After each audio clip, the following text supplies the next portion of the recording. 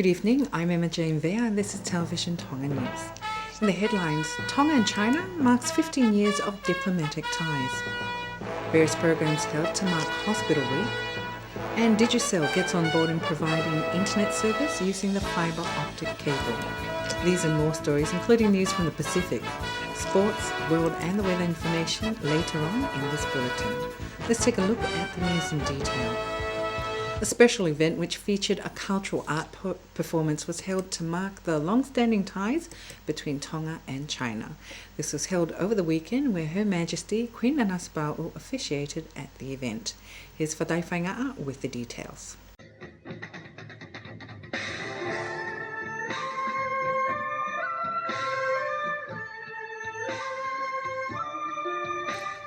A special event held to mark Tonga and China's 15 years of diplomatic ties was highlighted with a cultural arts performance by a group from Zhengzheng City in China. The guest of honor at the event was Her Majesty Queen Nanasipa'u. In a speech from the Honourable Prime Minister Lord Devan Naw, he stressed the importance of maintaining the ties and cultures of the two countries. He adds that Tonga's opportunity for growth and development is based on its relationship with foreign partners. The kingdom was most fortunate during the reign of His late Majesty King Taufahau Tupou IV to receive a few Chinese art delegations onto our shores, and that was, at some extent, Tonga's early exposure to the marvelous skills and acrobatic talents of the Chinese people. Tonight, we will again witness a spectacular performance, but most significantly, an event that is to mark our 15 years of diplomatic relations that has been and is fruitful with much warm cooperation and understanding.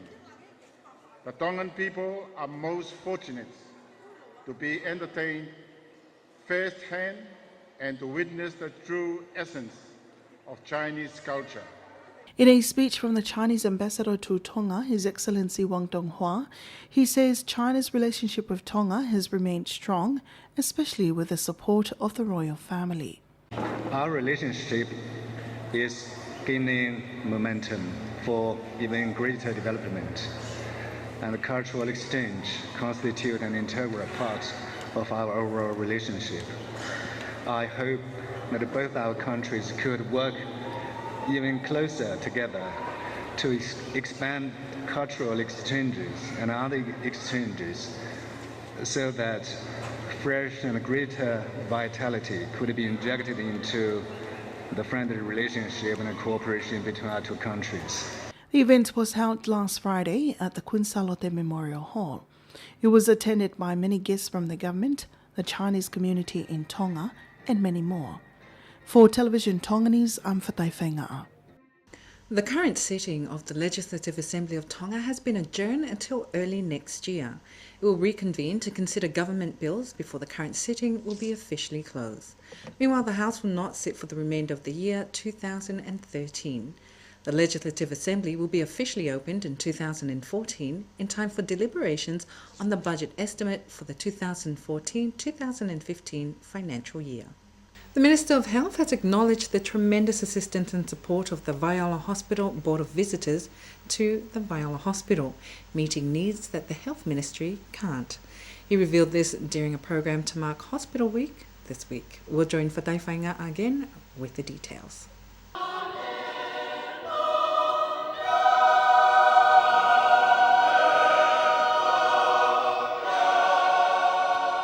One event held on Sunday to mark Hospital Week was a choral night at the Free Wesleyan Church in Nuku'alofa. Her Majesty Queen Nanasipa'u was at the event. A special Mass service was also held at the Roman Catholics Basilica Church to mark Hospital Week. This was led by Bishop Soanepati Tapaini Mafi. Last Friday evening, the Health Ministry held its own program to mark the beginning of Hospital Week. In a speech from the Honourable Health Minister Lord Afitu, he praised the Viola Hospital Board of Visitors for all the support they've given to the hospital. The Viola Hospital Board of Visitors have helped meet many of the hospital's needs with the Health Ministry couldn't. Such assistance includes improving the standard of cleanliness and hygiene of the hospital. Maintenance work and special attention has been made to the needs of the psychiatric unit, among other assistance. In a speech from the chairman of the Board of Visitors Fundraise Committee, Lord Vehala, he says the hospital and the Board of Visitors need to renew their working relationship. We are here to celebrate that we are now coming to the 20th century. There needs to be review what we are doing now and renew our relationship between the board and the hospital, because we're coming to an era where there's a lot of assistance overseas, and we think what we are doing now, do we still have to do it, or we have to move into another direction? So it's important to review that. So next year, I believe we're going to change the whole thing and move it to another different direction altogether. We still help, but in another way. The Viola Hospital Board of Visitors was an initiative of the late Queen Salotitabo III. Guests at the program include Lord Philakepa, the Australian High Commissioner, Brett Eldam, and many more. The Legislative Assembly of Tonga will host a 2-day regional workshop for Pacific Parliaments this week on Friday and Saturday. It will be held at the Whaonelua Convention Centre under the auspices of the Pacific Parliamentary Partnerships. The workshop aims to promote the role of parliaments, Tonga included, in discussing key regional issues. There will be 33 participants from Pacific parliaments in the regional gathering, where discussions will cover 3 broad themes of operating a modern parliament in the Pacific perspective. Also examine how parliamentarians use the skills acquired to tackle key policy issues such as climate change and ocean management. The workshop is the 4th engagement between the Interparliamentary Union, or IPU, and parliaments in the Pacific. It's jointly coordinated between the IPU, Tongan Parliament, and the Australian parliaments. The public now has another choice to choose from when selecting an internet provider with cable fibre optic. This comes after Digicel Tonga launched its internet service using cable fibre optic over the weekend. The CEO of Digicel Tonga, Jack Burke, says one of the main objectives for using it is to enable students to have quick access to educational materials and programs from the internet. Here's Anasiu Falekaono with more on that story. The CEO of Digicel Tonga, Jack Burke, says it is their responsibility to give people the best internet service by providing the fast internet. What I'm going to try and do is to try and bring first world practices into Tonga via the fibre and continue to develop our country to bring it up to the, where it needs to be with the rest of the world. And I think it's my duty, it's my time to do that. So fibre connectivity is just one of the great things that we're going to be bringing to Tonga. Next year and the year after, we've got some exciting things as a business that we're going to be bringing to Tonga in the TV space, in the mobile space, and in the internet space, to continue to drive the aspiration to bring Tonga up to be comparable to our brothers and sisters like Samoa and Fiji, etc. So I think fibre connectivity is just the first step to achieving some of those goals. Meanwhile, the CEO of Tonga Cable, Robert Balori, believes having 2 internet providers should help to improve internet services to the public. We always aim to provide this service to all the people of Tonga, and one carrier was being online and the other one was not fair. I believe it's the best interest of all the people that both carriers are on the system right now, and people will get benefits from the speed and facilities that cable can provide. Last week, the Director of Ministry of Information and Communication, Paula Mao, told Radio and Television Tonga News that it's always best to have more than one internet provider so they can compete in providing the best service at lowest cost. Telecommunication Corporation was the first company to act as an internet provider using fibre optic cable before Digicel Tonga came on board, becoming the second internet provider using the fibre optic cable. Many guests were at the launch of the Digicel Tonga's use of fibre optic cable, including the Speaker of the Parliament, Lord Whakawhanua. For Television Tonga News, I'm Anasiu Falekaono. From the Supreme Court today, a 42-year-old man, Vatulele Tuputupu, has been sentenced to 10 months imprisonment for one count of causing death whilst driving under the influence of alcohol. The fatal road crash occurred August 1st in 2011 in La Baja. Justice Charles Cato delivered the sentence, saying that the accused has been sentenced to 1 year and 10 months imprisonment, but the final 12 months has been suspended. The suspension of the final 12 months will be applied if the offender commits no crimes punishable by imprisonment for a period of 2 years. The offender has not obtained any previous criminal records. The Ministry of Police is paying special attention to how they treat victims of crimes. This has prompted a 2-day training for police officers and stakeholders who deal directly with victims. Linda Filiai reports. The Ministry of Police is taking measures to deal effectively with victims of crimes through the training workshop, which ended last Friday at the police headquarters at Longolongo. Certificates were presented to the participant by the Police Commissioner, Grant O'Fee. In his speech, he stresses the importance of police officers treating victims with respect and compassion in order to regain the public trust. In every case we deal with, every case, the victim is the most important person. You know, very easy to forget. Sometimes we think we're the most important person. We're not. We're just a part of the process. It's always the victim. And it's sometimes, as I say, it's most easy to forget that. What we're trying to achieve in the Tongan police is to regain the trust and confidence of the people of Tonga. And we've still got a long way to go. We know that, I've said it often enough. We've got a very long way to go to get that trust and confidence back. The best way we can get it back is to look after victims, because they are the people who come to us for help. A victim liaison officer from the police ministry, Pensimani Fili, says it's crucial for them to work with stakeholders when dealing with victims. Police officers cannot work alone in dealing with duties without the support of stakeholders. So in the training, we have included other parties who deal with victims of crimes, such as Women and Children Crisis Center, Salvation Army and other organizations. A similar training will be held in outer islands. Meanwhile, the police ministry has established a separate division called Victim Support last year. For Television Tonga News, I'm Linda Filiai.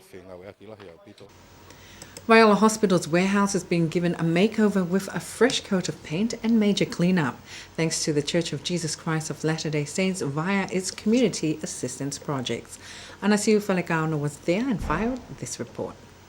Many volunteers from the Church of Jesus Christ of Latter-day Saints helped to paint the walls of Viola Hospital's warehouse, which is also known as Viola Motua. The assistant project leader, Sister Webb, says this comes under the church community assistance, which is directed at most pressing needs. It's just been a real community experience, and that's what we wanted to do as far as having a project like this, because we want to bring the community together. And in the end, our goal is to have a building that the people of Tonga can be proud of, and a safe place to store the medical supplies. The project leader, Elder Webb, says the volunteers also helped clean up the warehouse. This is a big building, and having the equipment to get up high and paint around all the boxes and medical supplies, that's the big challenge. But because of Vuna, and he's been lending us some of his equipment, that we could reach to the high places, that's been the big challenge. The principal pharmacist of the Viola Hospital's warehouse, Melanite Demai, is pleased with the assistance. The group inspected the house to see how they could help to maintain it. It has been 20 years since the house has been received such maintenance or painting. I believe it will be another 20 years before it needs to be repainted. Another volunteer, Bishop Amanaki Kamisese, says they started working on the project last Tuesday and hopes to complete it by Friday. Expenses for the project is estimated at more than 18,000 per anga. For Television Tonga News, I'm Anasiu Falekauna. That's the local news. Pacific is next.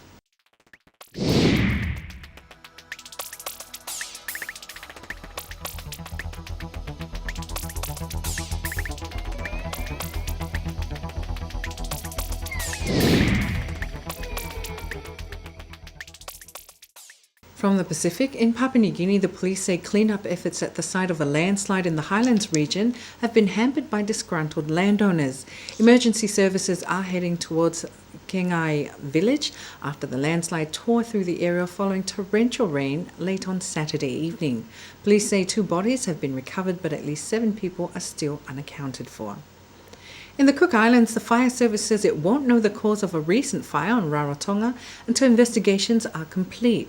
The Blake destroyed the oldest bakery, Turoa Bakery, and the Saltwater Cafe in Waimaanga early on Saturday.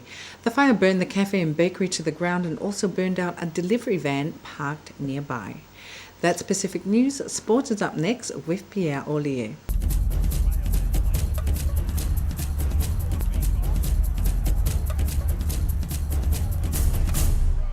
In sports, the Matema Tonga team have named its 13-man squad for tomorrow's clash against the Cook Islands in the Rugby League World Cup 2013. The team is captained by the Rugby League hero Brent Lavulo-Kite. This will be Tonga's chance to book their seat for the quarter-final of this year's World Cup.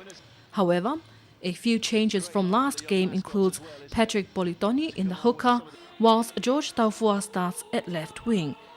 In the meantime, the team's try scorer, Sika Manu, again calls in to wear the number 12 jersey, while Uguma Ta'ai, Nafe Selwini, Willie Manu and Saya Vave will warm up from the interchange seat.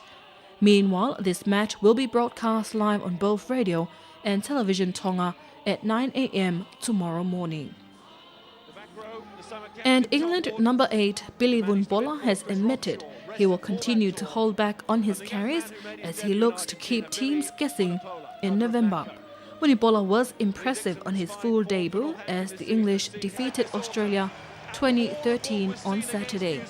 But the 20-year-old, who is renowned for carries, admitted he is being selective on when he takes the ball up so as to avoid becoming predictable. Vunipola lined up alongside Saracens clubmate Mako for England against the Wallabies, with the number 8 admitting it was a special day for the family, particularly at the anthem. New Argentina coach Daniel Holkide has appointed Juan Manuel as captain for the Pumas' November tour to England, Wales and Italy. The 30-year-old Lyon loose forward, who is a veteran of 52 tests for his country, takes over from Juan Martin Fernandez Lobi, who has been ruled out of the tour due to a fractured elbow. He says that he is very pleased that he has and have to be given this responsibility, and he will do his very best. He also says that they have 3 very difficult games and they must put in a maximum amount of work each week to tackle them as best they can. And that is sports news.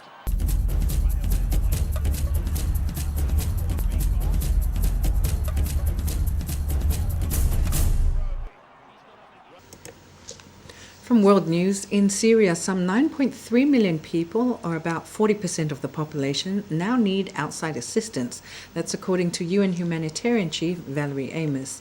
The figure has risen by 2.5 million from the 6.8 million total that the UN gave in September. The Syria crisis continues to deteriorate rapidly and inexorably, according to Ms. Amos, during a meeting with the UN Security Council. Meanwhile, UN Arab League envoy Lakhdar Brahimi is due to hold talks with the US and Russian diplomats aimed at paving the way for a Syria peace conference. That's World News. Now for today's weather bulletin.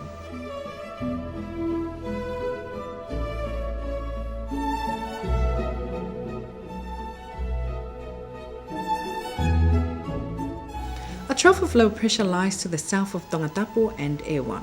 Forecasted midnight tomorrow for Tonga, light to moderate easterly winds, fine periods apart from breeze showers. For Thursday, light to moderate easterly winds, fine periods apart from breeze showers. The temperature forecast for Nuku'alofa will reach a minimum of 23 degrees Celsius tonight. For the Marine Weather Bulletin, forecasted midnight tomorrow for all Tonga coastal waters, easterly winds 10 to 20 knots with moderate seas over most coastal waters, a moderate southeast swell. That's the weather forecast, but before I go, let's take a final look at our top stories. Tonga and China marks 15 years of diplomatic ties. Various programs held to mark Hospital Week. and Digicel gets on board in providing internet service using the fibre optic cable. That ends our news for tonight. For more on these stories, you can call us on 23556 or 28812. Or you can check out our website at www.tonga-broadcasting.net, or you can visit our Facebook page on Radio Television Tonga. Thanks for watching. I'm Emma Jane Bear. Good evening.